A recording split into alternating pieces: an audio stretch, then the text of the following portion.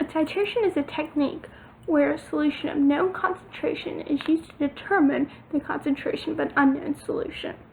Before beginning a titration, you need to know the concentration of the titrant, which is the solution being titrated, the volume of the analyte, the solution that you're trying to find the concentration of, and the volume of the analyte, which will be determined during the experiment. To determine volume using a Buret, read off of the meniscus to the hundredths place. On a Buret, volume is read off the meniscus. In our case, it was read to the hundredths place, which was the first uncertain digit. Before conducting a titration, make sure to rinse your Buret with water and whatever solution you're titrating 3 times before each use. During the titration, the volume of the titrant is determined by adding titrant to the analyte until the endpoint is reached. The endpoint is where a color change occurs.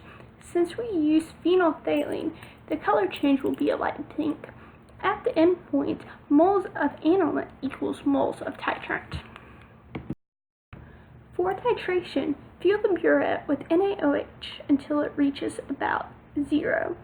Read the initial volume at eye level to the hundredths place at the meniscus and record.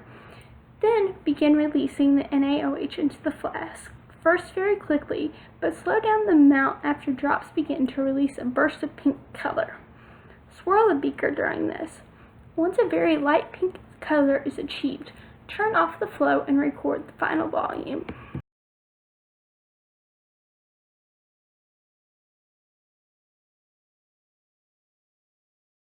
Since it is difficult to view the actual color change in our video since the color was so light, here is an image of what the color change should be like.